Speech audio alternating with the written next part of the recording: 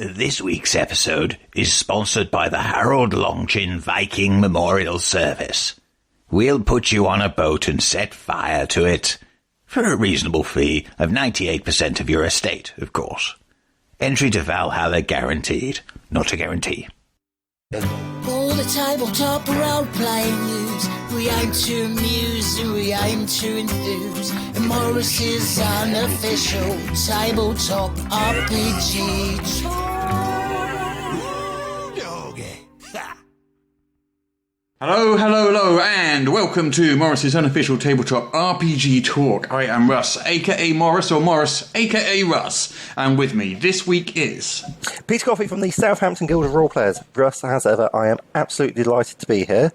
But keeping up with this amazing run that we've been having, we have a fantastic guest with us. Wow, a guest. I know.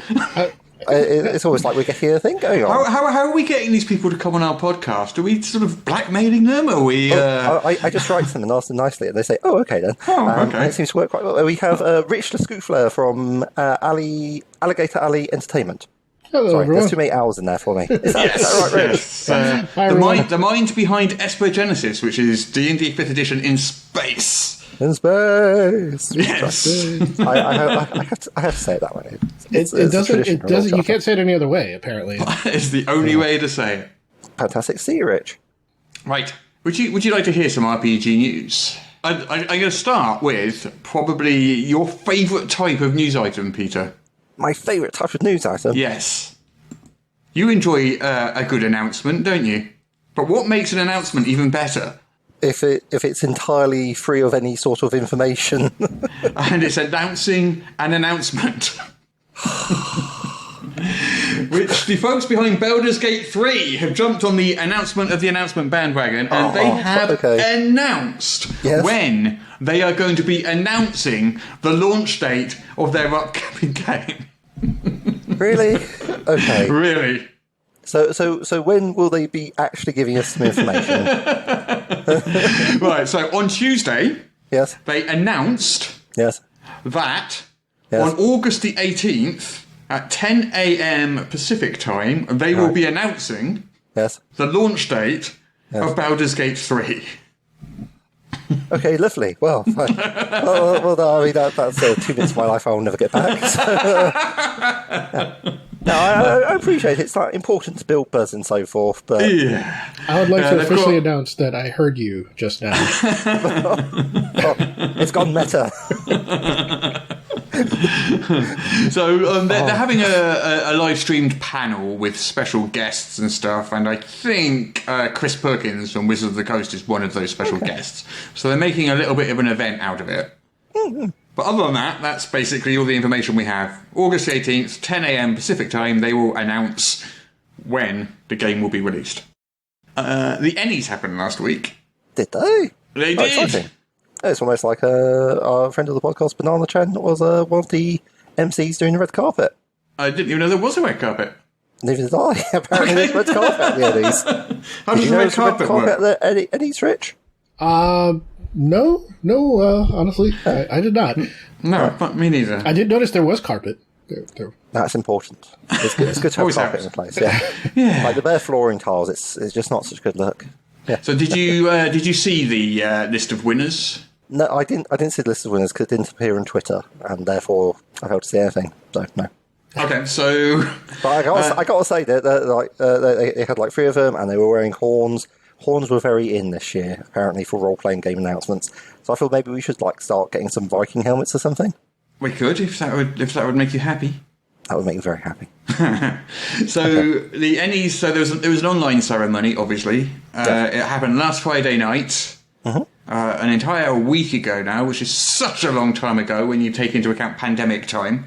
It feels like a month. Years. Yeah. It was hosted by Robin T. Laws. Misha Bushjager, I think. I'm not sure how you pronounce her name. Oh, okay, yes. Kenneth Height. Chris Spivey, who's been on the show twice, I think. Yes, that's right. And Mike Pondsmith. Ooh, okay. So the awards were announced. The Gold Award for Product of the Year went to Mork Borg by Free League Publishing. Oh, yes, that's the death metal role-playing game. Yes, with the yellow cover with the sort of skeleton goat thing on the front. That sounds amazing. They also got Best Game with Alien RPG. So you're a big fan of the Alien RPG. I am a big fan of that game. Tension mechanic, yeah. Yeah, so they pretty much, the Swedes cleaned up there. They did really, really well. I mean, they got a bunch of other awards as well for art and bits and pieces. So, layout and design for Mork Borg there, and interestingly, there's nobody from Seattle in there. Oh, okay. So there's no Wizard of the Coast, there's no Paizo, there's no Geek and Ronin, and there's no Monty Cook Games, and there's no Cobble Press, as far as I can make out. So the entirety of the city of Seattle looks like they sat out the Ennies this year. Okay, well, maybe they just didn't feel they had anything worth contributing. Maybe.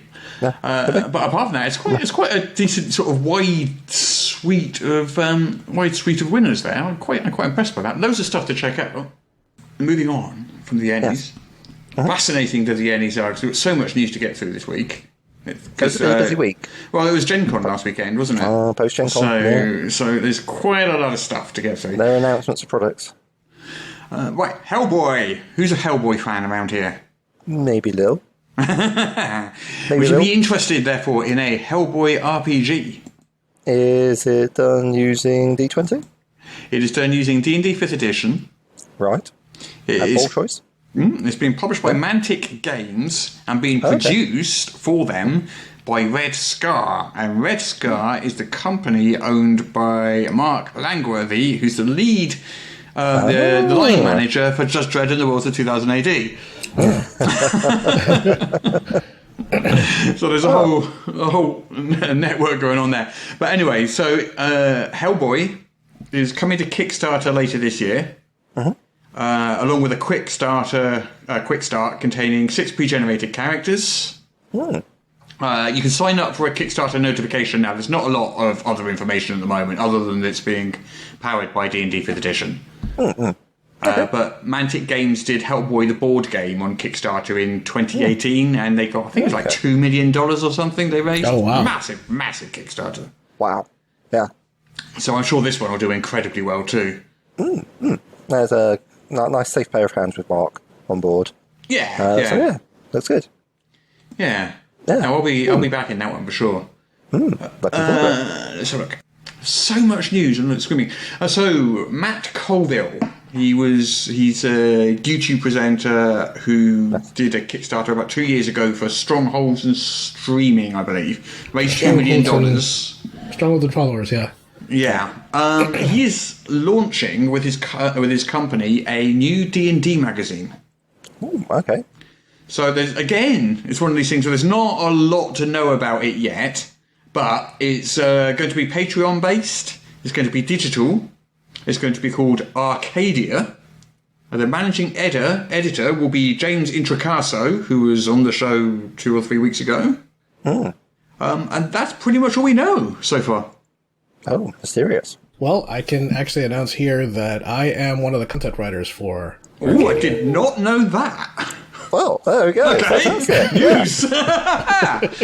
Tell us more. Surprise! Hey. Wow. That's very timely, Rich. I appreciate this. I couldn't have planned it better myself. I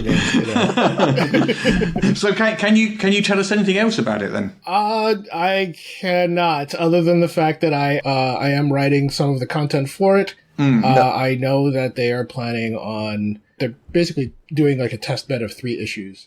Yeah. To see how everything works out, and then once everything, but once they kind of have the strategy together, they're gonna try for a year. But it is, from anything that I can say, going to be filled with all types of D&D goodness. It's right. I guess I can talk about the content that I wrote is an adventure. It's like a short adventure that kind of has a certain unique spin on Fantastic. or not seen in a very long time sort of spin. Okay. So is it D&D specifically, or is it D&D tangential stuff as well? Sort of like your own Esper Genesis. It's going to be 5e. primarily stuff. So specifically D&D. 5th edition of Dungeons & Dragons magazine devoted to. Yeah. Didn't they used to have dragons for that sort of thing? Yes, they did use to have dragon for that sort of thing. Okay, fair enough. Well, of course, there's Insider for that sort of thing. There is also Insider. Which has been going for about 3 or 4 years. Can't skip the opportunity I can't skip the opportunity to plug that there. You probably should mention the product that you also make, which is devoted entirely to 5th edition Dungeons & Dragons. Yeah. It does seem like that would be sensible, of which you've produced a couple of Kickstarters showcasing like these sort of things that's come out of it. So, yeah. Hey, do either of you two remember the D&D setting Midnight? It's going back quite a while. When you say remember, do you mean have I ever played it? No. Do I have a bunch of books that I thought was really cool? Yes. Do I recall the name? That's about it. So it was 3rd edition D&D setting. Yeah, so it's about 15, 20 years ago. It was the sequel to 11 PM. Yeah. That's. Well, I'll get my code. That's poor even by your normal standards. I know. It's low-hanging fruit. I can only apologise. So this is the basic concept of this is imagine Middle-earth, but imagine what the world would be like if Sauron had won the Great War and conquered the world. Ooh. So that's basically the premise. It's not actually Middle-earth, but it's Middle-earth with the serial numbers filed off because they couldn't get the rights. Absolutely. Yeah. So it's a dark setting where evil is in control. It's a world called Eredane, Eredane, and a powerful force known as the Shadow rose to power. Legally distinct entity, legally distinct Dark Overlord from Sauron. Yes, yeah. I mean it was really popular and was really quite successful back in the day. It was released by Fantasy Flight Games back in like 2000 and something early. It looks really good. Sort of like you're playing the French resistance against the terrifying might of Mordor. I guess, Jumps, pretty much, what about it? Oh no, I was just mentioning it. No. He does this sometimes, Rich. He just goes off on one side and see about all settings. It's coming back. Don't mention Dragonlance, or he's just gone. Oh yeah, you'll get me on a tangent if you start throwing that in. Waiting for that to come out. Oh, yeah. So it's coming back in 2021 next year. Yes. It's going to be called Midnight Legacy of Darkness. It's going to be for D&D 5th edition. Mm-hmm. And that's pretty much all we know so far. There's a few little bits of details. Magic's much rarer than in standard 5th edition. Yes. And carrying anything magical is punishable by death. Okay. Other notable features include new player options. A signature feature of the setting was the idea of the Heroic Path, which is a pseudo-prestige class that characters picked at level 1, signifying their dedication to rebelling against the Shadow. Well, you said many words, of which I understood all individually. Well, I'm sure people who played the original setting are going to be pretty familiar with what that means. Yes. Yeah, it kind of sounds like something on the back of one of the old novels that you're reading. And you're like, oh, okay. It sounds interesting. Yeah, it looks quite interesting. I mean, it's grimdarky for those that like that sort of thing. So, which you know, it's I like grimdark stuff myself. It's got a lovely cover as well. It's got like this. It's got this sort of helmet that looks very similar to the helmet that Sauron wears in the Lord of the Rings films. You know, the big a big helmet with like a solid nose guard, and it's it's like it's darkness inside, and it's quite spiky, I guess. Ish. And then it's got this sort of leatherish kind of. I don't know whether that's an actual leather type cover, or that's just the pattern, and it's just a standard one. But it looks like a leatherish cover with like smouldering embers in the background. Oh, bit of a leatherette cover. It does look nice. It does look very nice. But anyway, that's 2021. 2021, next year. They've announced that. Okay, that's good. Yeah. Right. There's a. Have you seen the wheelchair for D&D 5th edition? No. No. Is this a mobility aid for people with disabilities? No, it's a sort of inclusiveness thing. So basically, it's a combat wheelchair, in-game combat wheelchair. Oh, okay, So yeah. that you can play disabled characters. Do they have, like, scythes on the wheels or something? Yeah, I guess, yeah. Let's have a look. So it's by someone called Sarah Thompson. Mm-hmm. Allowing characters with disabilities to more comfortably traverse the fantasy world. It says the combat wheelchair can withstand high impact and even work as a weapon itself, providing the user with a means of both defense and attack.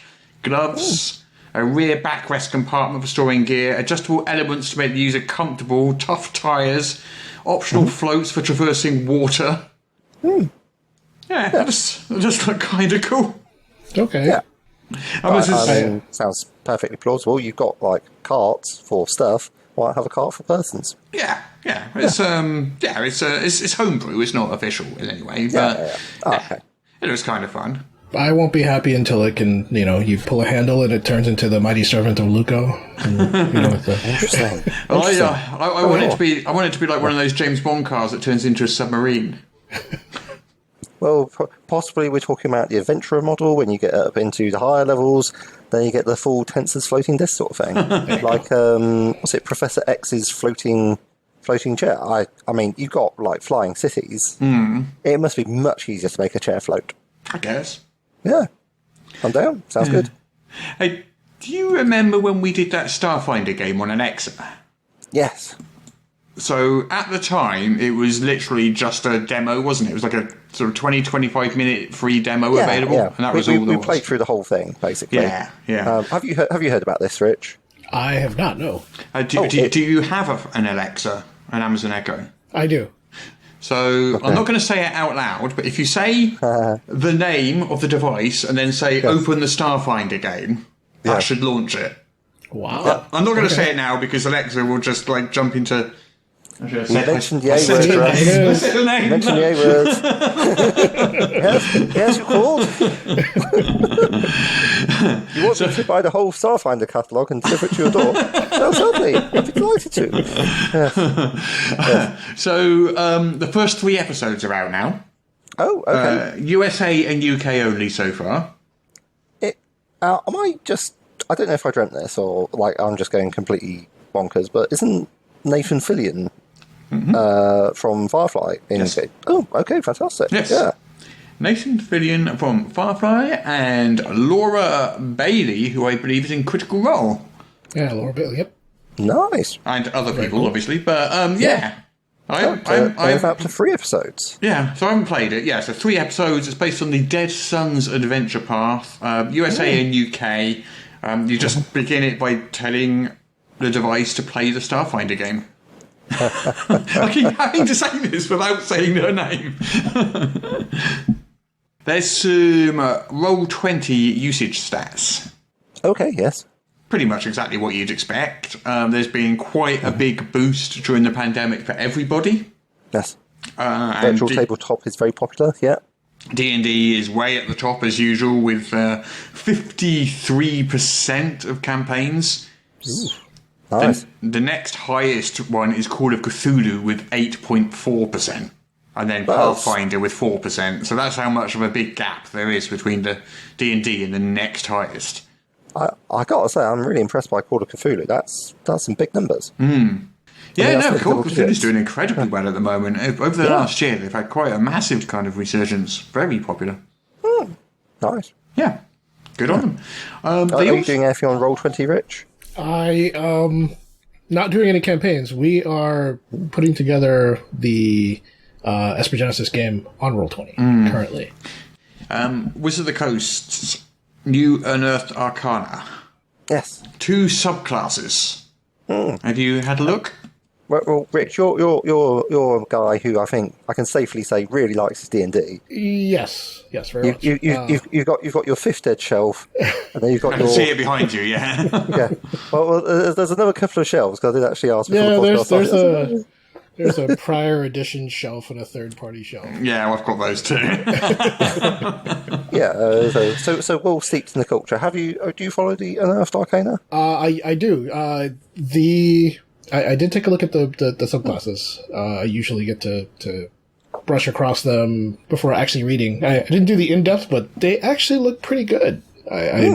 Yeah, they're fairly interesting. Probably my favorite one is the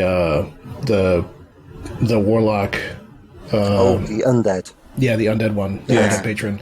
Yeah, that was a very interesting take on what they did. But other than that, it was. There are a couple of Unearthed Arcanas that are kind of. I'll look at it and go, okay. I don't know if they're going to actually put that into production, but this one I can see. Yeah, I mean, quite frankly, the undead I would just swap in, like in a seamless replacement of the Undying, because I love the flavour of the Undying Warlock, but I'm just like, I might as well not have it mechanically implemented. It's almost like Sword Coast Adventurer's Guide would have been so good. It's got the Blade Singer and a couple of barbarian things, but the Purple Dragon Knight, the Undying Warlock. So what was the other class in there? Battle Rager. Battle Rager, yeah. Battle Rager? Oh, sorry. No, The other class in the Unearthed Arcana was the Spirit Bards. They're both subclasses. Well, sort of. Yeah, the College of Spirits. Yeah. College of Spirits, yeah. Yeah. Did you take a look at that one? I didn't like that as much. I didn't like that as much by quite a long way. And not because I thought it was bad, but because I don't like the random. Right. Because their level 3 feature... do you remember how that works, Rich? I don't. Like I said, I just kind of... let me have a quick... Yeah, I think it's basically... So you remember a story, like with various themes, like friends or warrior or something like that, and then you know that story in your head until your next short or long rest, and you can then use it at a random time, but you don't know what your story will be before you roll for it. It's like it's okay, but I would prefer something that I could actually rely on, if that makes sense. I think I might like that more than you then, because I quite like random stuff in my games. And that's why you're a monster. I like to have control over my character and what they do and do not know. But yeah, I can see the point of randomness. People enjoy it, so why not? I don't know. That sort of thing is. It really depends on the game. Sometimes, there are a lot of games that just call for that, especially if it's bards tend to be more of a social mechanic. So. That kind of thing, happening in a regular social situation is kind of cool. Yeah, like having the right story.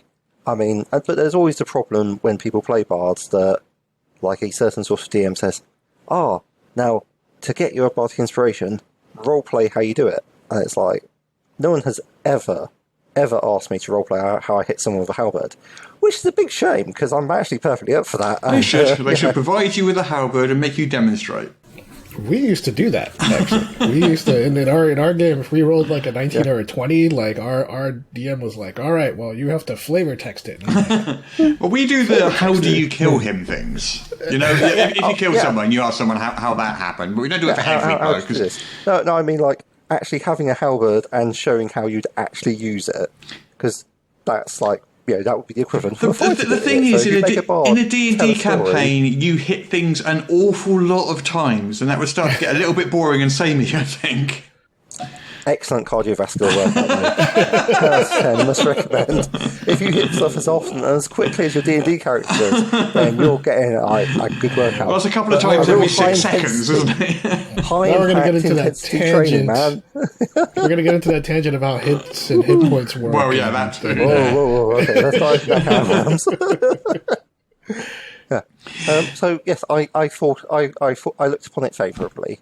The College of Spirits less so, but the undead patron, that looks pretty good. You can sort of change your form. Like every patron gets like a special shtick that they can do. Like the Fiend, you get extra temporary hit points. Yeah. The Archfey gets like a globe of confusion about them, and the Hexblade gets every single martial ability, swords and shield proficiency, and a Hexblade's curse, and just like a load of stuff because reasons. But yeah, you can temporarily turn into like an undead sort of creature that looks quite scary, like a Shroud of Shadows or robes of your Leech Patron, which I imagine will be hilarious on halflings. Sorry, because it used to be really big. They'd be sort of lost in them, and it'd be so cute. Cute but scary. Anyway, sorry, I digress.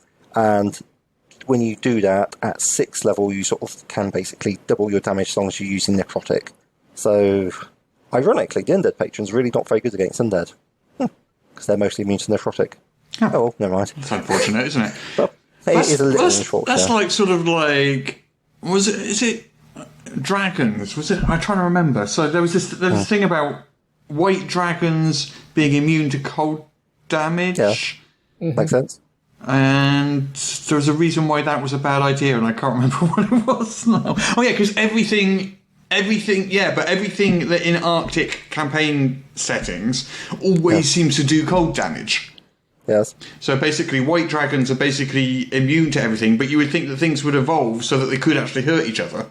Ah, yes. So basically, if you've got everything up in an Arctic setting being A, immune to cold damage, and B, doing cold damage, you've got no ecology at all. Nothing can hurt anything. You got some slashing damage as well. But basically, it's just like one big slap fight up there. Yeah.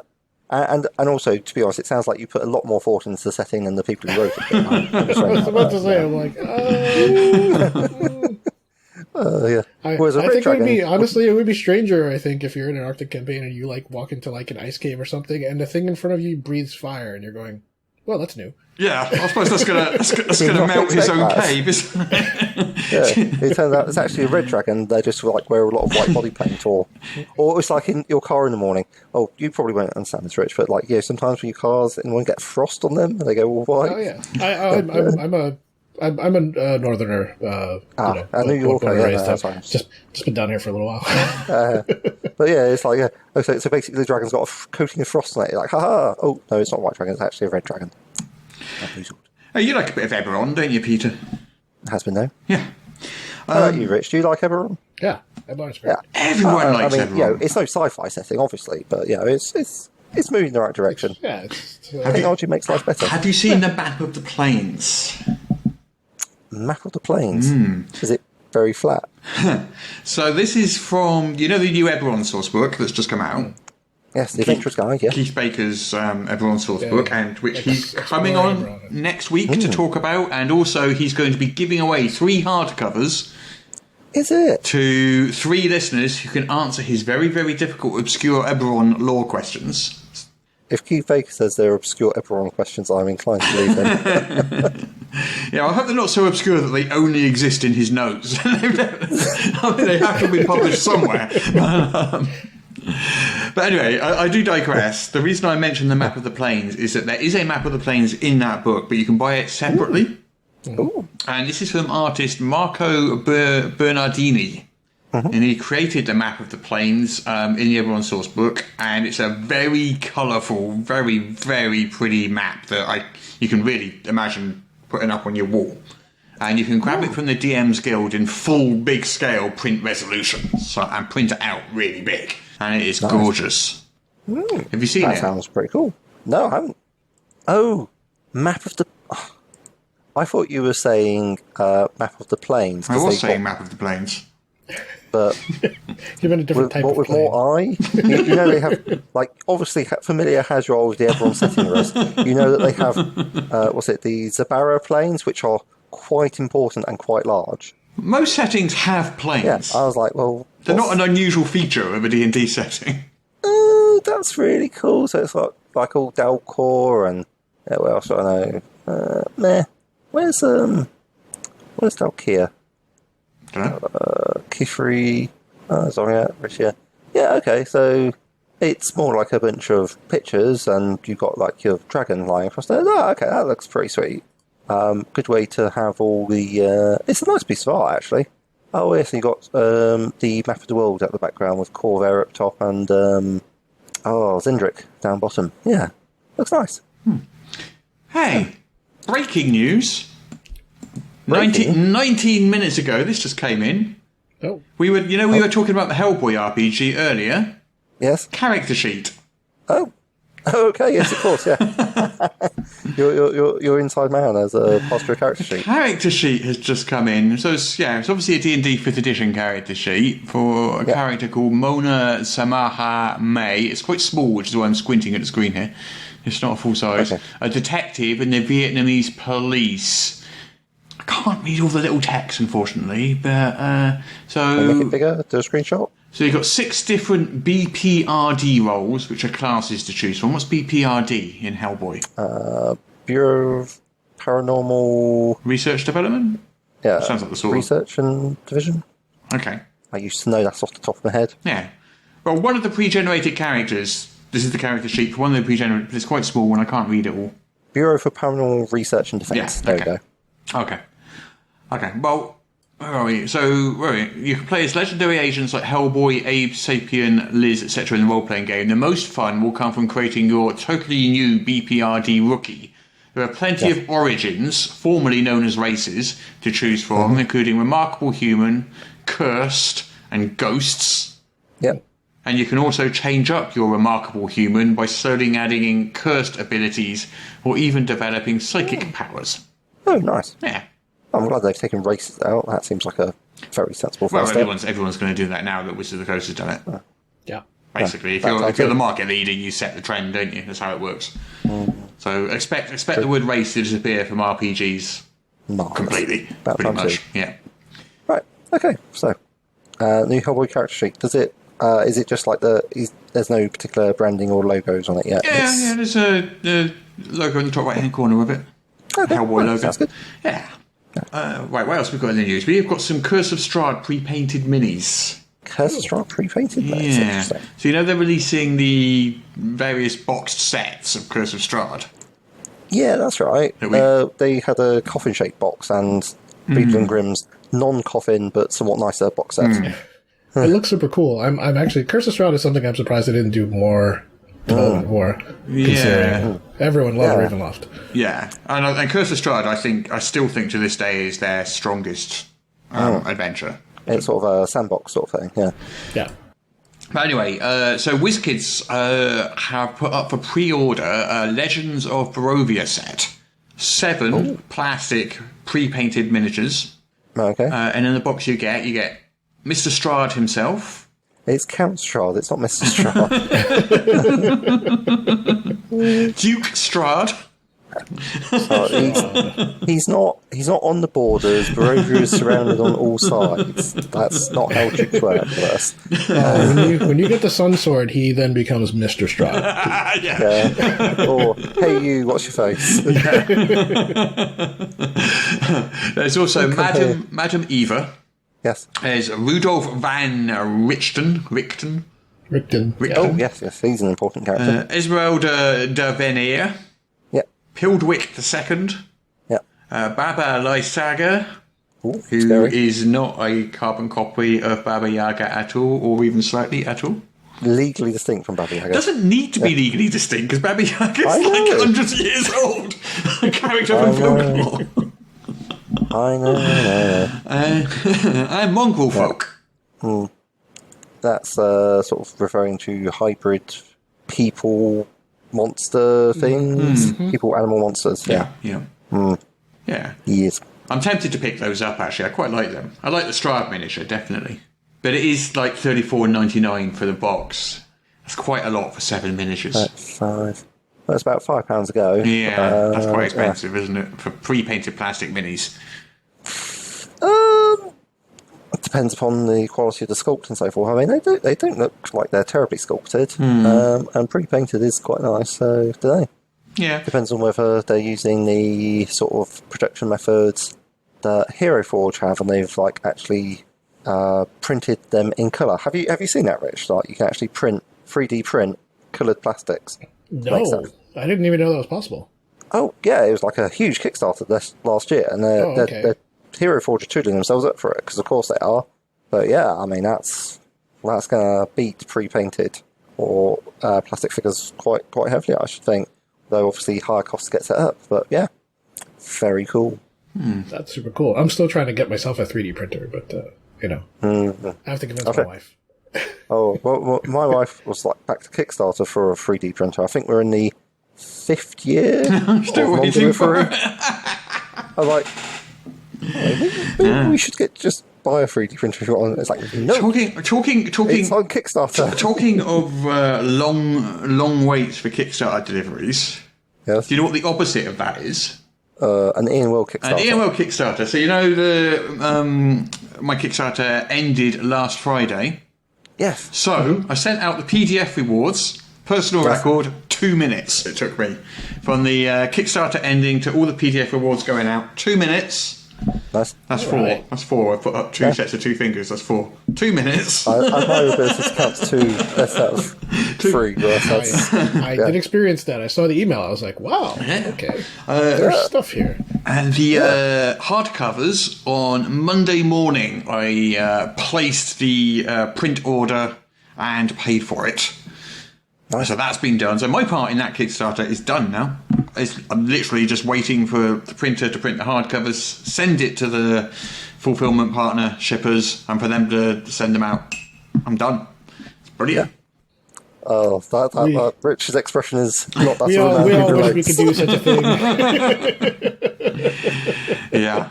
I do love that when I finish a Kickstarter, I don't have to worry about it for the next year or two and all these stretch goals that people do, and people are waiting for 2 years for their books and stuff. I'm so glad I don't have to do any of that.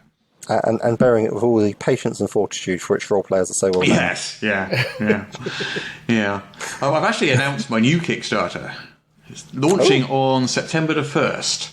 What's that one It's for? a small Kickstarter. It's a quick starter. It's going to be 2 weeks only. Yes. Digital only, no physical product.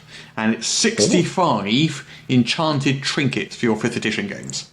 Oh, yeah. Yes, I have actually seen that. Yeah, that looks quite good, actually. So they're just little minor objects. None of them's going to break your game. You're not going to kill Strahd with one of them or anything like that. There are no sun swords in there. There's no Excaliburs. No scroll of Trass summoning. no deck of many it's 65 scrolls of Trass summoning. That's why I supposed to delete my campaign. Scroll of 65 Trask summonings. Yeah. They've hit level 6. I'm a bit bored now. That's all for the follow-up. Scroll. That's for the follow-up product, the follow-up Kickstarter. Hope they don't read the fine print too carefully. The Trask is not necessarily friendly to the summoner. Well, it's just 65 minor little items that just spice things up without having sort of major combat effects. Oh, that sounds amazing. Yeah. And it's going to be like $5 to back it or something like that. It comes in 5 PDFs total, so it's basically $1 per PDF. You pay a $5 and you're done, and you'll just get them 2 weeks later. That's nice. But less about me, much as I like talking about myself.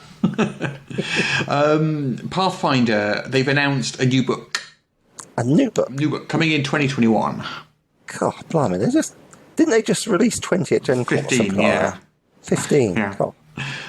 So this is called... I don't know how they keep it up. It's like, do they have all the people chained to the desk or something? I guess they must, yeah. So this is called Secrets of Magic. And it includes, amongst other things, presumably, 2 new classes. One of which is the Magus, which is like a fighter mage type. Okay. And the other is the Summoner.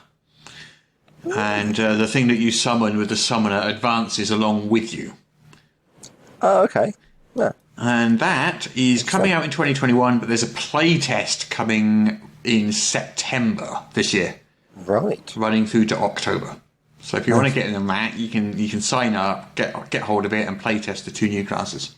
Gonna have to start learning those Pathfinder 2nd edition rules. It sounds like they've got a lot of lovely things there. Right, there's a last couple of little bits of info, and then we're probably done. So we have. Do you remember? Well, I'm sure you remember it. Did you like Star Trek Enterprise, the TV show? Was that with Scott Bakula? Yes. That one? Yes. I liked it a lot more than a lot of other people did. I didn't make it through the show. Yeah. And I am a Trekkie. First 2 seasons drag a lot. Once you That's get a long time. yeah. Well, I mean, the second season's not that. Once you get towards the end of the second season, I guess I think the showrunners they had new showrunners for the show, Okay. and they did like a season 3 and 4, which were vastly different from the first 2 seasons. It was actually really good. I enjoyed it a lot. Except for the very, very last episode. Yes, I've seen the last episode. Yeah. You can be very happy watching the entire show without watching the last episode, and it ends just fine. Anyway, the whole reason I brought it up was because Modifius have released the characters for the crew of the Enterprise in that series, which you can download. Fantastic. So you can do old Star Trek pre-Starfleet? I guess. Yeah. Okay, nice, Yeah, so it's got Archer and it's got all of them, and, just as pre-generated characters. Okay. It's time to play our favorite game. It's time to play the game. Our favorite game in all the world. Guess the Kickstarter from just the name. Anyway, shall we play our favorite game in all the world? I roll for initiative. Wait. No, okay. Our favourite game in all the world is the game where I read up the name of a Kickstarter and you guess what it is from just the name. Okay, well, now you've heard the title. You've also had the rules recap at the same time. And then I give you a highly scientific score, which is totally fair and scientifically calculated. Oh, yeah, totally fair. Totally scientific. Yeah. We will call these points. Yes. Interesting. All right, Peter. So, we'll start with you, because when Embry mentioned this on Facebook, I don't know if you saw it, my reply to him was, there is no way Peter's going to guess this from just the name. So, let's find out, shall we? And Embry's reply was minus 1 million points, Peter. So. I feel personally attacked. Damn. Okay, fine. Well, we'll see. Okay. Would you have got it from the name? No. Absolutely not. No. Well, to be fair, that's why we have our relative positions. You assigned the points. Right, are you ready then? Are you ready, Peter? Let's go. Right. Yeah. So, Rich, just watch Peter. This is how not to win. Don't do what I do. Like, do something good instead, and you'll be fine. Okay. Okay, Peter. What is inspirals? Inspirals. Think of the word inspiration. Yes. Take away Asian off the end of it, and put the word aisles, as in not supermarket aisles, but islands. Inspirals.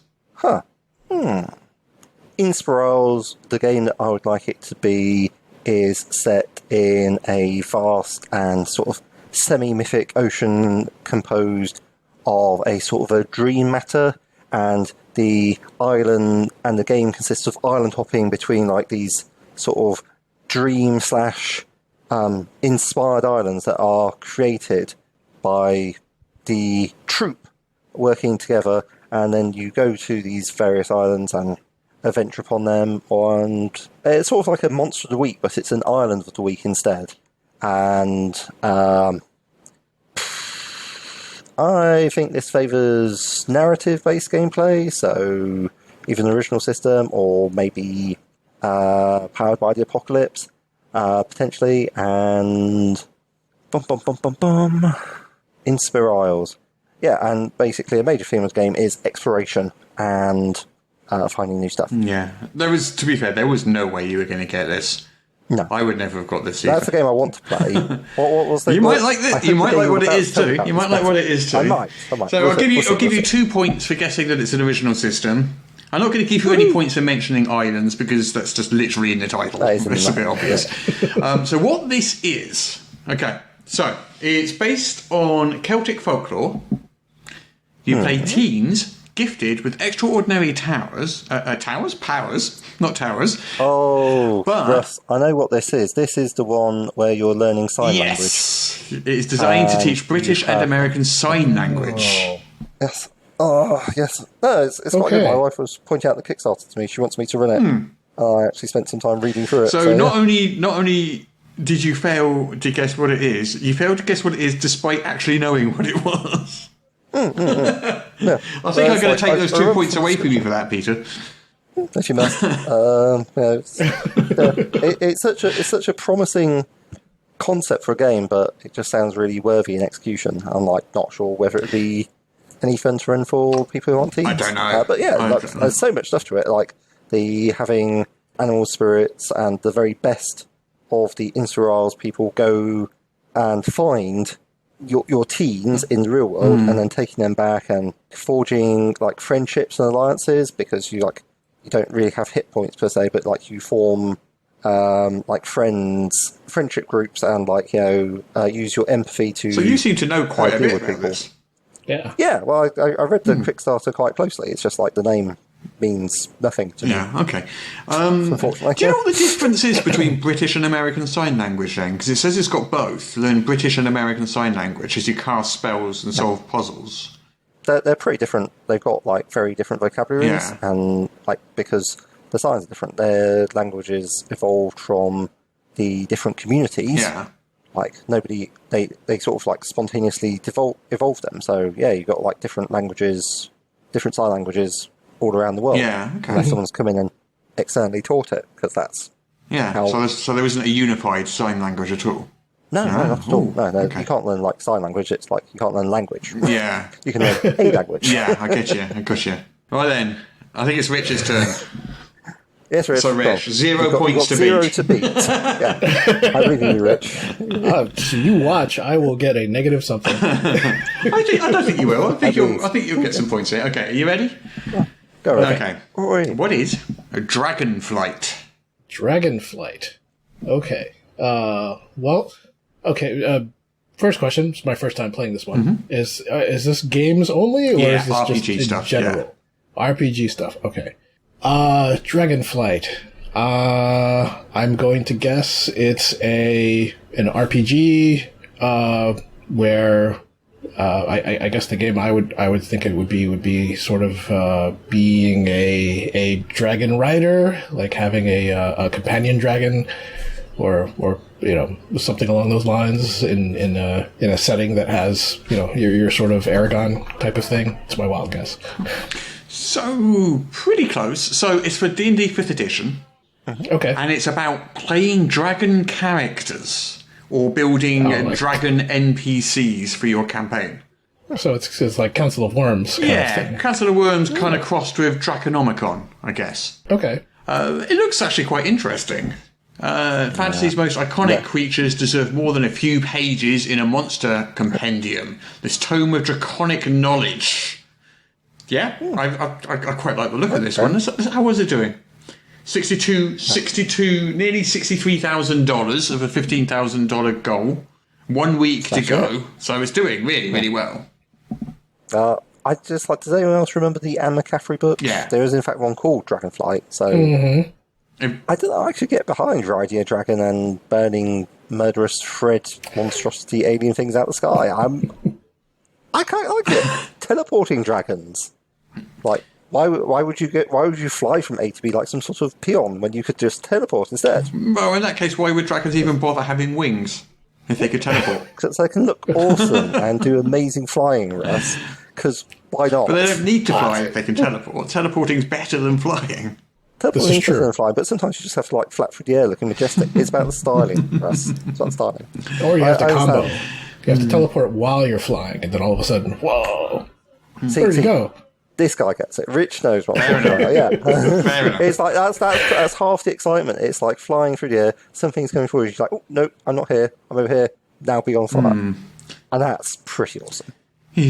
Well, I think I have to declare Rich the winner of our favourite game in all the world this week. Or having got succeeded. You've had a good run recently, actually, Peter. You've won for a few weeks in a row, so I don't think you should feel bad about someone managing to beat you for.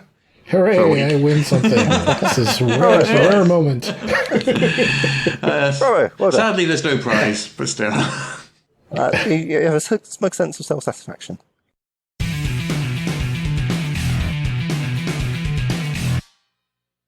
Welcome all to this open day for the world-renowned Bardic College of Insults.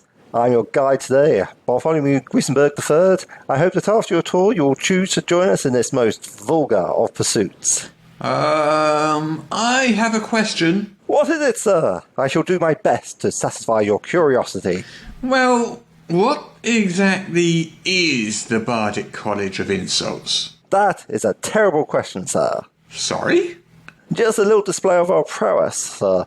A little jibe, or insult, as it were, you contemptible fool. I see. The Bardic College of Insults, my sodden-witted friend, is a fine institution where we teach our students how to show their contempt of their foes. Show their contempt? Yes, you foul-spoken coward. Our students learn how to cut down their enemies with a biting remark, demoralise them with a withering put-down, or snub them with a sly taunt. And that works, does it? Look, you toe rag. The tongue is indeed mightier than the sword. I think you mean the pen. Oh yes, you toad-faced insect. The pen is mightier than the tongue, but the tongue is mightier than the sword. Can I see this obscure art form in practice? Certainly, sir. All part of the tour, you clay-brained gust snipe. Here, we have Rufus, our newest recruit. He is practicing the lowest level arts in our repertoire. You big meanie. Oh, you smell. I'm rubber, you're glue. I remain unconvinced. Those are just the introductory level insults, you feeble-minded, scurvy-clad dimwit. Right. Over here we have the French exchange students practicing their own brand. Something about elderberries and hamsters. I never did quite understand the French. Quite so. Vous parlez français comme une vache espagnole. Now here we have an intermediate class. Bertram is being taught insults of a more Shakespearean level. Ooh, I'd love to hear them. Certainly, ass-face. Oh, sorry, that was not a good insult. No, I should hope you could do better than that. Anyway, Bertram, take it away. Thou eater of broken meats, you saucy lackey, thou art not worthy another word, else I call thee knave. That's certainly better, but I can't see how it would be useful in a fight. Well, that's because we haven't shown you the best yet. Then show me, you meaningless ox, for I grow weary of your drivelling babble. Oh, nice one. Very good, sir. Thank you. So this is Eddard. He's our top student. The insults he has been trained to wield are so dangerous that you'll need predictive earmuffs before you hear them. Really? Indeed. These insults are so severe that they come with a health warning, and we pack them with several layers of bubble wrap. I'm intrigued. Well, show me what you've got, Eddard. You of how you I shall for your My goodness, it's barbaric! There are treaties forbidding that sort of thing. I did warn you, sir. Now, do you wish to enroll? That sounds perfect. Where do I sign up? Ah, very good. But first we must give you the grandest of all insults. Oh, really? What's that? Your student loan.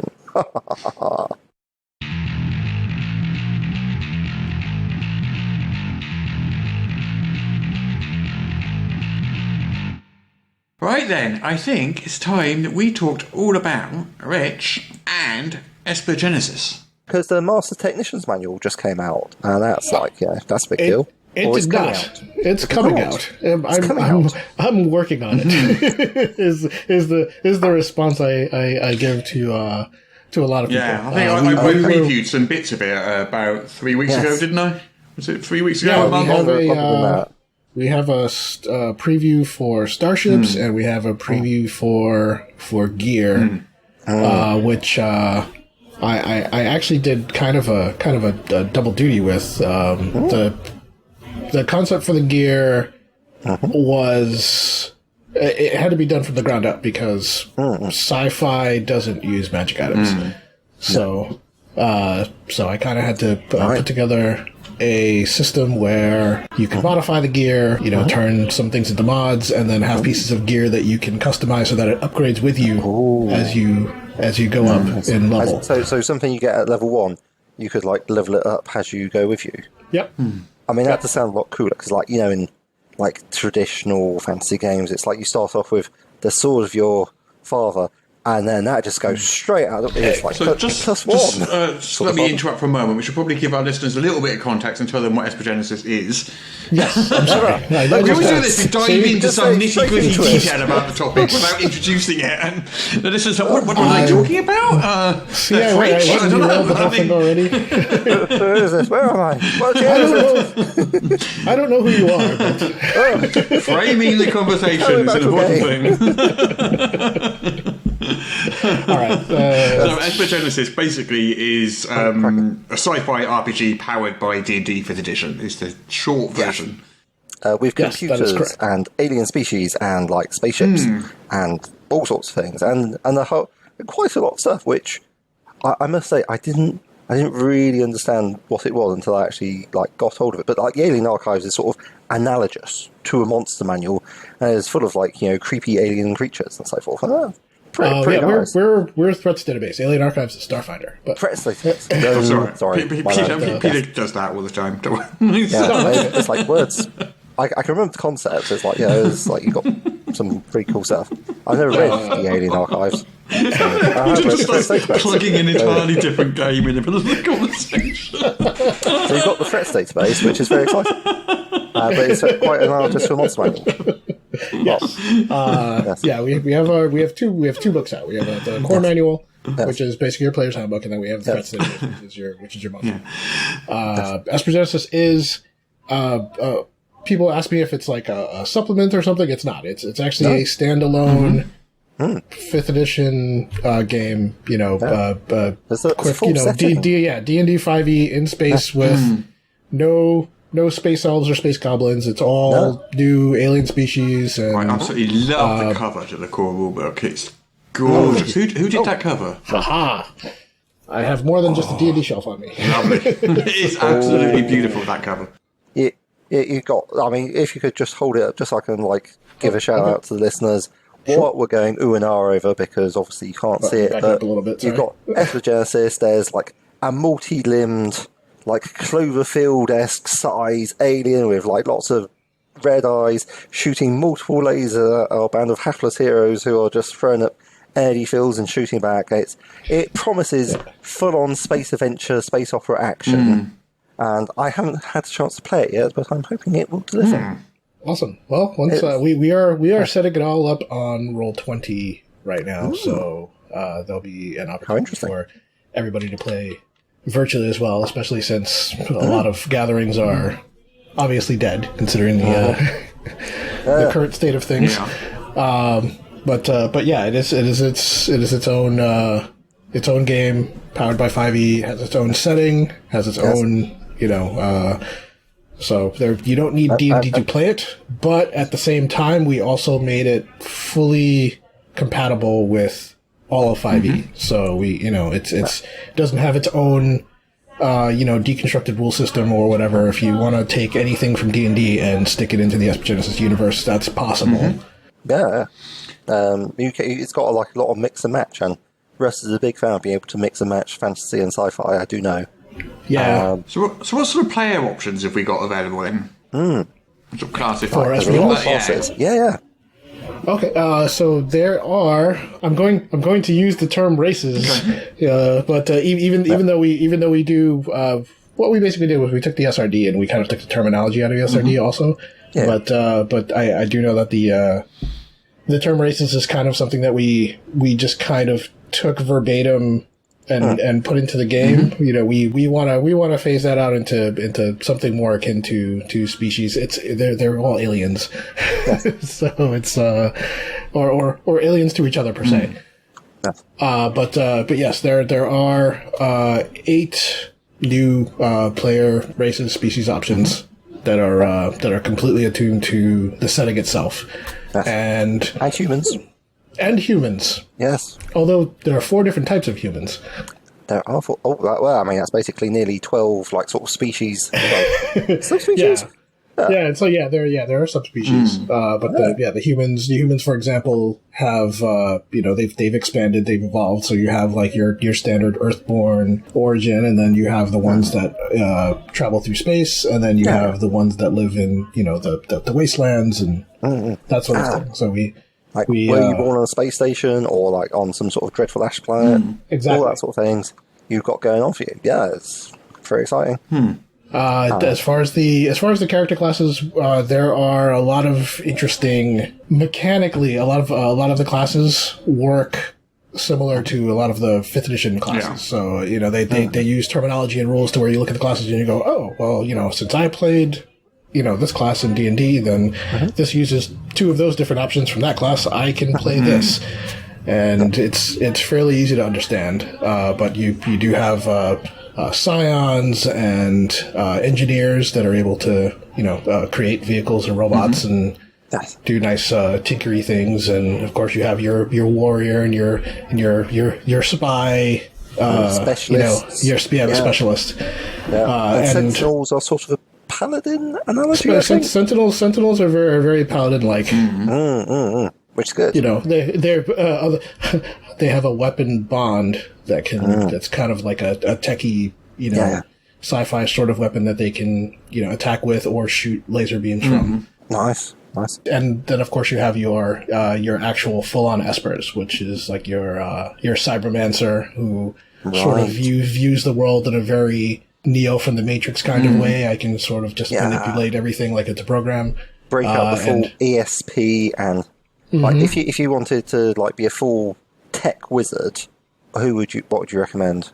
Full tech wizard. Yeah. Let me think. I guess that's sort of if you want to put together like a cybermancer would be one. Nice. Very, very, very techno focused type of power use. The melder is sort of your overall Esper power channeler. What they do is they take energy from one source and convert it and release it into their power. So you got at least two different types of tech wizard, and that's important in a sci-fi game because how hard you want to make it is up to you. But nice. Exactly, and they have access to powers like they're able to use their powers to hack into machinery or to hack into drones and to you can look at a computer from 60 feet away and create like a virtual display for yourself to use it. Or, nice. I mean, you're really leaning into Clark's Law super heavily here. I'm absolutely loving it, and there's like a lot of different Esper powers, and there's just a lot. Probably the newest edition that's out of D&D entirely are the starships. The starships are I guess their own block, if you will, and it's customizable based on the crew. Every single person in the party becomes a crew member, and depending on what your position in the crew is, your stats actually modify the stats of the ship that you're operating. But we also made sure that the starship combat and all of the interaction runs at the same time as anything on the ground. So that way you can actually do things on your ship, and then physically on your ship or simultaneously with something on land. It doesn't really take you out of the game. Which is so if the pilot's running cover for you, the pilot can really be running cover for you. That's correct. Which is really awesome. Yeah. I mean, starship combat's often a pain point in these sci-fi games. The main reason for that is when you get people just like basically strapped into a chair and saying, "Right, you're the navigator, and you can only do these two things." This entire game session, and that is not a great way to do it, I don't think. How have you sort of approached it with this one? What we wanted to do was we said, okay, everybody has a role that they play on the ship, but we separated the role from the character, so that way they don't conflict with each other. So that way you can be a character and you can be a crew member at the same time. During one turn you can be a crew member and take your maneuver. And then, if you have a board or whatever and you're one of the gunners and then you have to go and deal with that or deal with something happening on the ship, you can just take your next turn, get up and be a character without ending the flow of anything happening on the ship. So you can sort of go and start hunting down the saboteur down in the engine room or something while someone else is because it all works in the same time. I kind of imagined I wanted to put together something where you could run the Battle of Endor if you really wanted to, where you have like a team on the ground and then a team in space, then like somebody else on a space station, and you can actually all run that at the same time and not skip a beat. It take a bit of editing, but definitely workable. I liked the fact that you've got sort of suggested things with like some rules behind them for pilots, gunners, and technicians, like doing different things. Right. But also, you've really leaned into the fifth ed aspect, and you also have potential bonus actions you can do as well. Yes. If you have particular circumstances that come up, You know, you can also have reactions where, you know, your pilot is doing something where, you know, the gunner or the technician will, you know, they can take a reaction or a bonus action to either affect or, I guess, mess with stuff. Like exactly. You got sensor jamming, which is basically whenever I've been in a sci-fi game and it's like, okay, we're going to do the starship section. I'm like, okay, I don't really have anything I can do here. Can I jam their sensors? And then the DM pulls a face like this, which is, if you imagine like a sort of a deer in headlights or someone who's just realised that the light at the end of the tunnel is an oncoming train, like full sun in the spotlight thing. And sensor jamming is like, that sounds like a lot of fun to me. Yeah. Like, if you watched any episode of Star Trek ever, you know, sensor jamming. Not to. Yeah. It would be rude not to, in fact. Yeah. Exactly. Yeah. For the Master Technician's Guide, which is the... So, let me go back to where we were. The Master Technician's Guide is the third book that we're... so you've got the core book and you've got the threats database out so far. Yeah. Yes. And the Master Technician's Guide is the equipment and ships book, is that? Yeah. Yep. The threats database is effectively your sci-fi monster manual.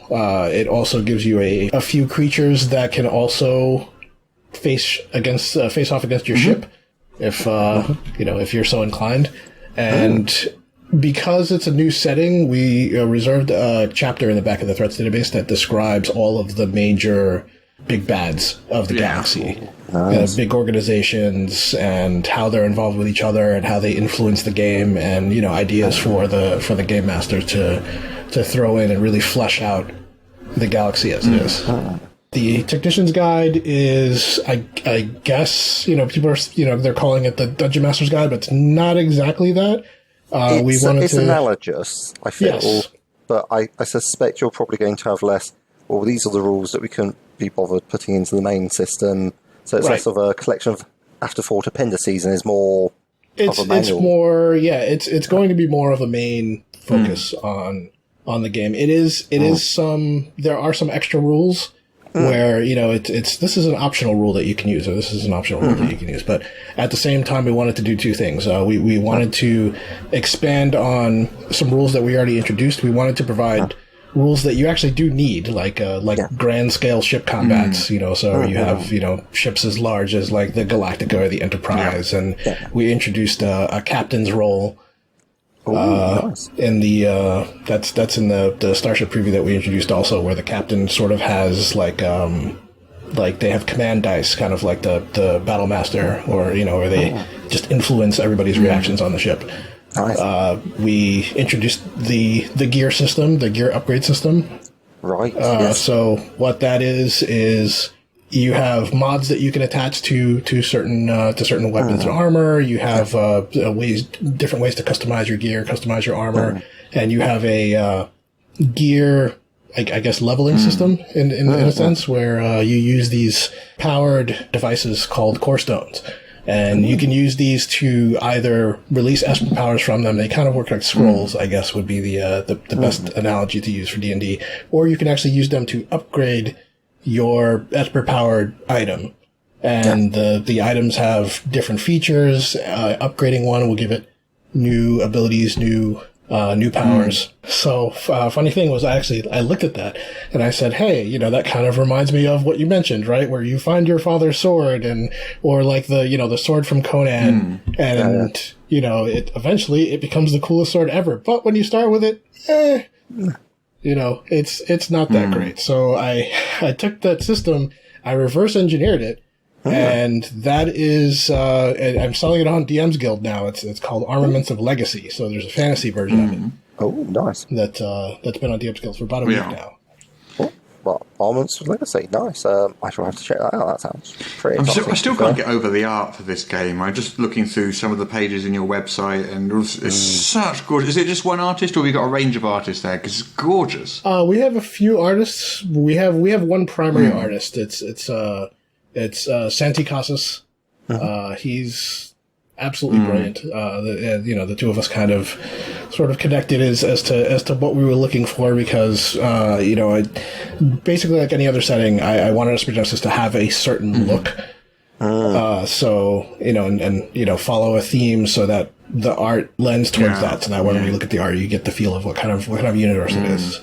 We have, a couple of other artists. We have, Jenny Akebush and Tanho Sim. They're both wonderful as well. I kind of show them Santi's art and I'm like, here, make something like this. And, and then they take their own spin on it. And and you've got like a surprising amount of lore. I mean, I'm still trying to get over how densely packed the book is, and still being kept at a manageable length. It's quite an achievement. It's set in the Silrain Arc, which is a region of space.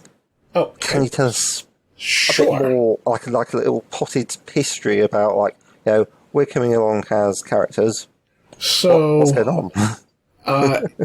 All over the galaxy, there are these space artifacts, almost like moon-sized machines that are called the Crucibles. The Crucibles generate an infinite energy source that in futuristic society everyone uses to power their ships and machines and things like that. The Espers, the people that channel Esper powers, and they are attuned to these Crucibles and they're able to alter gravity, matter, and things like that. The Silrain Arc, the first Crucibles that had activated, they resonate with each other every certain period of time, and what that surge of energy that they have is called an arc bind, which it's kind of like an annual thing. It's how they measure like a year's worth of time. In the galaxy, and the Silrain Arc is the arc of the Crucibles. Like if you draw a line through the Crucibles that had awakened, that becomes that is the Silrain Arc. That's where all of the major species had awoken as Espers. Like the Ring of Fire, but with Crucibles instead of volcanoes.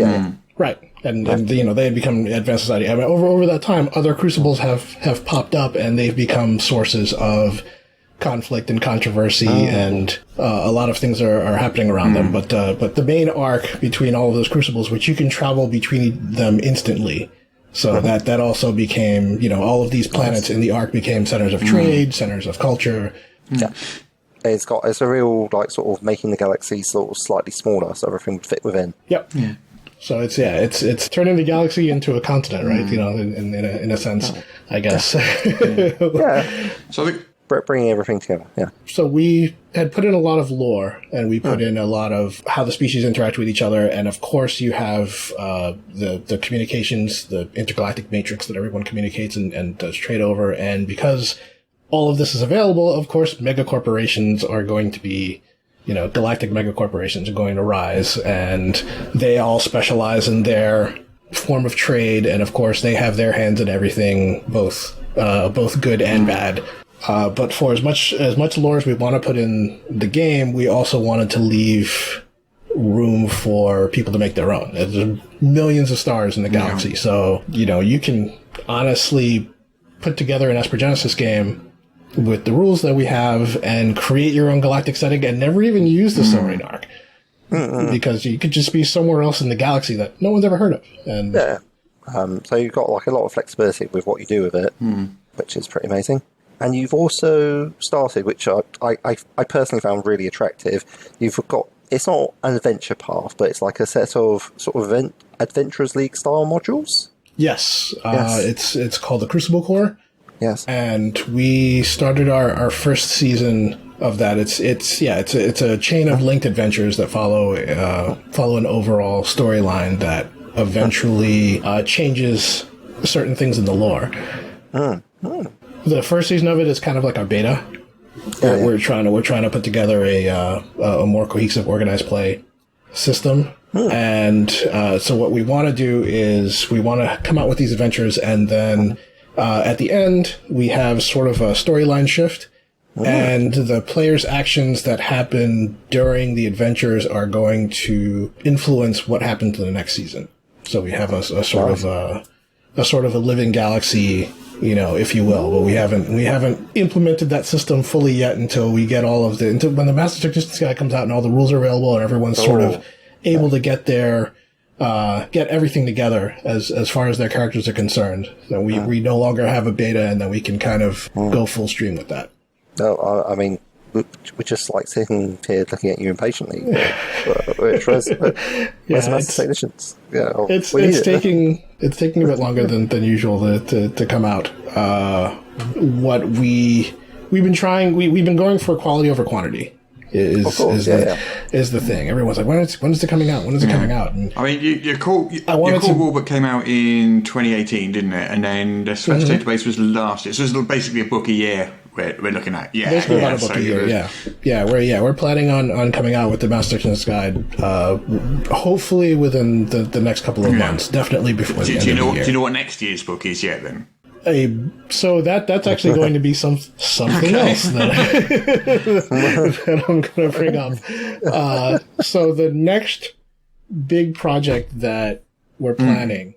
So let me go back and state something that we're doing in the Master Technician's Guide is we wanted to also create something that you can play in different types of sci-fi genres. Ooh, unlike fantasy kind of has its thing, there are tropes that are consistent in fantasy. Sci-fi is just all over the place. Very much so. There's so many different types of sci-fi. So what we wanted to do with the Technician's Guide is give GMs the option to say, hey, I want to make a sci-horror game, or I want to make a cyberpunk game, or a magipunk game, or an anime mecha game, or all these different types of things. And sort of give them like a baseline of rules they can use to adapt the core manual into creating that sort of thing. That being said, because it's all integrated and because it's all compatible, the next big project, which is going to be a Kickstarter that we're planning on launching within the next month, is going to be called Expedition from the Mysterious Peaks. Yes, it sounds just like what it sounds like.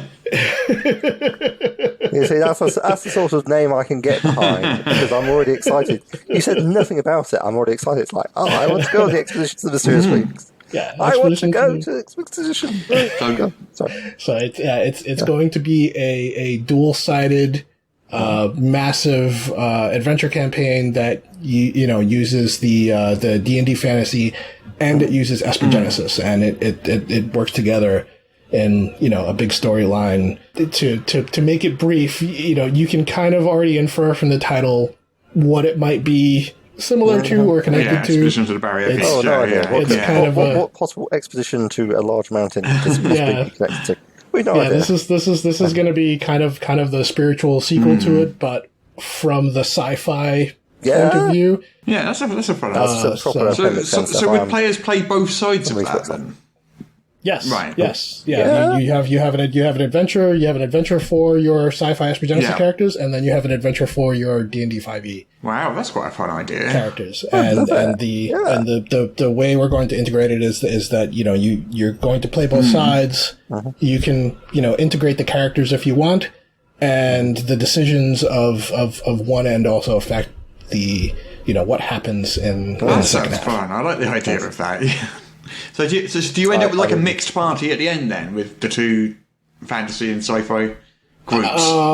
I'm going to say it's possible. Trying not to give away too much as to what I'm playing here. Not like Russ, who's a monster. That's fun. I know, right? Yeah.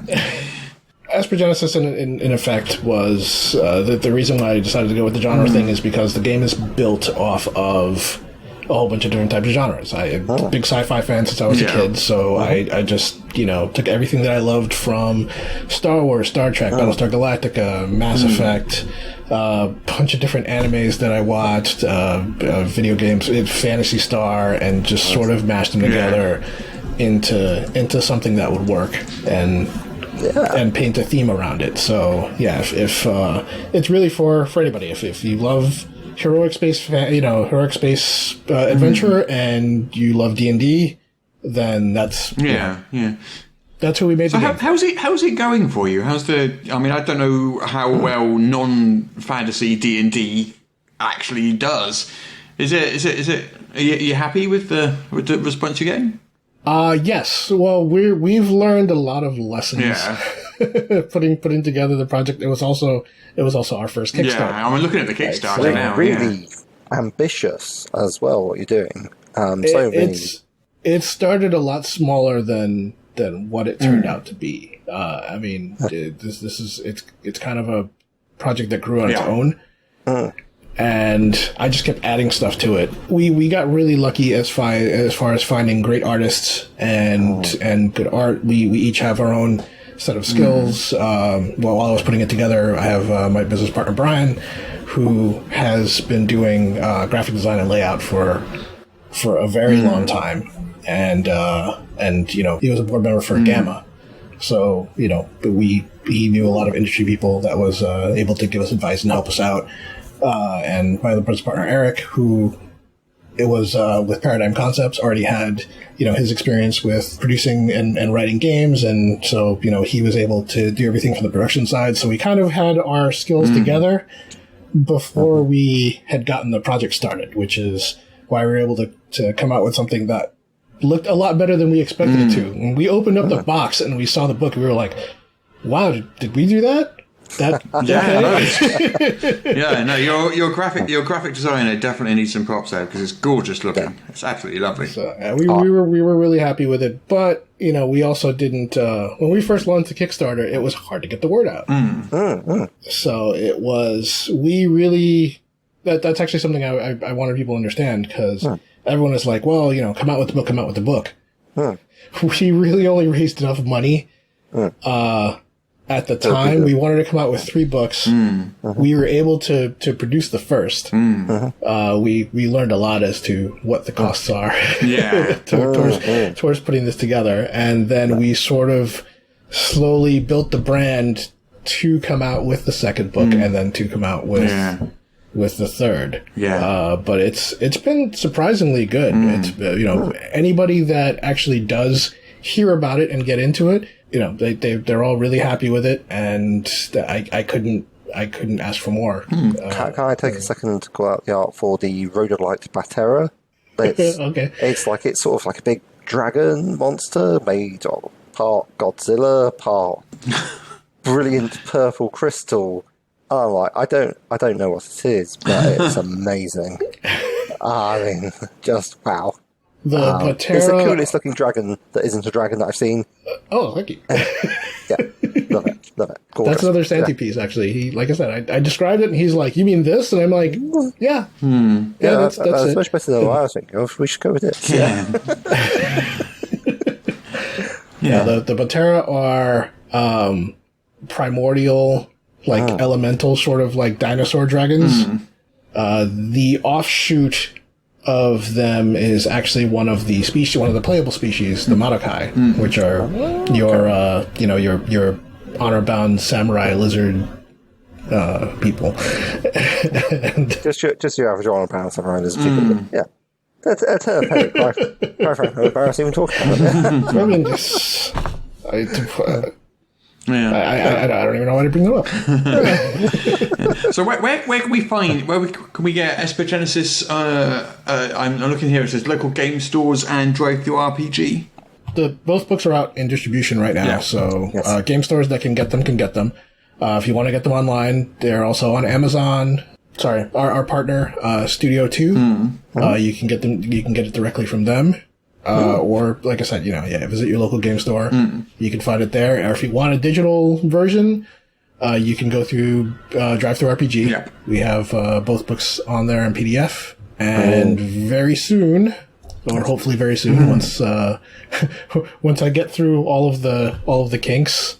Actually, it's the very first adventure and token set is available on Roll20 right now. We also have a character sheet on Roll20. We're putting together the core manual as a compendium, which will soon be followed by the threats database. So it'll also be on virtual tabletop fairly soon. Yes, for all of the Eos Kildar. Eos Kildar, yes. Yes, that's it. That was our playtest. That adventure had evolved over time because that was actually the playtest for the original Esper Genesis rules. There were no rules yet. So that adventure was free. It's still free now, but now that the actual rules are out, it's been turned into more of an intro. Okay, yes. No, it looks really exciting, and as I say, I often find a good way to learn a system is by running modules for it. I mean, after a while, I'm sure I'll get bored and say, I can do this better. Because hubris is an important part of being a games boss, as you appreciate. Oh yeah, I can't describe how many conversations I've had with people they'll just start up and like, well, you know what, this is what I would do, and they'll just present all of this stuff, and I'm like, yeah, that's really nice to say. Yeah, that's great. Right? That's great. Appreciate the effort. That's all. So your new Kickstarter, when should we look out for that? Probably towards the end of this month. Okay, cool. Well, since we're going to do like the pre-launch, which wasn't available. It wasn't a thing when we first did Esper Genesis at the time. The whole pre-launch thing, that was not a thing. Yeah. We wish we had that. You always, you're too far ahead of the curve, man. The coming soon Kickstarter page is super useful there. Yeah. So for anybody that's watching this, the D&D in space, it already existed. It has for 2 years. And it's well supported as well. Yeah. Well, thank you so much for coming on, Mitch. It's been an absolute pleasure talking to you. So you can pick up your game from your local game store and from Amazon and from your own website, I believe. And your Kickstarter is coming later this month for not Expedition to the Barrier Peaks. I didn't say that. Be sure to check out alligatorallyentertainment.com to see more of Rich's work, because, I mean, we've tried, but there's like a whole bunch of stuff that you'll bring out, like Witch Hunter, the Demon Bane Chronicles, which I'm pretty interested in, but we just don't have time to talk about it right now. But Esper Genesis sounds amazing. I'm looking forward to reading it. Yeah, me too. Thank you very much for having me on. Thank you so much for coming on. You're very welcome. So thank you everybody for listening. Next week we have got Keith Baker, who's going to come on and talk about his new Eberron Sourcebook and give away 3 hardcovers to 3 lucky listeners who managed to answer 3 obscure Eberron lore questions that he'll be asking. So make sure you tune in next week, make sure you listen, and make sure you get your answers in as soon as possible. And until then, it's goodbye from me, Russ. And it's goodbye from me, Peter Coffey from the Southampton Guild of Roleplayers. Goodbye from me, Rich Lescouflair from Alligator Alley Entertainment.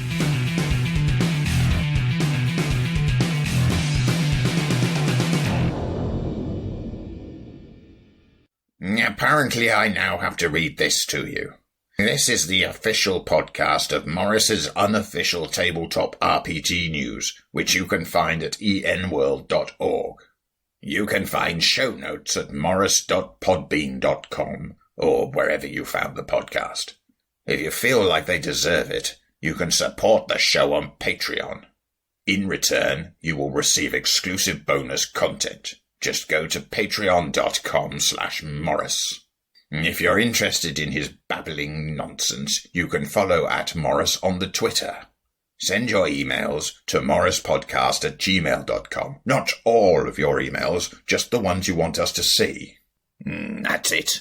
I'm bored now. You can go away. Shoo, off you go. Goodbye. Get out of here. Right. Would you like to hear some RPG news? I suppose it's the right venue for that sort of thing. Yeah, being an RPG news podcast. We make this joke every week, don't we? I mean, I'm sure our listeners are getting bored of that. 111. I suppose I could stop making the joke. But it's not even a good joke. It's a terrible joke. Because only for repetition, that's my theory. Yeah. The more often you tell a joke, the funnier it gets. It is definitely true. Exactly. It reminds me of this word I invented. Plagiarism.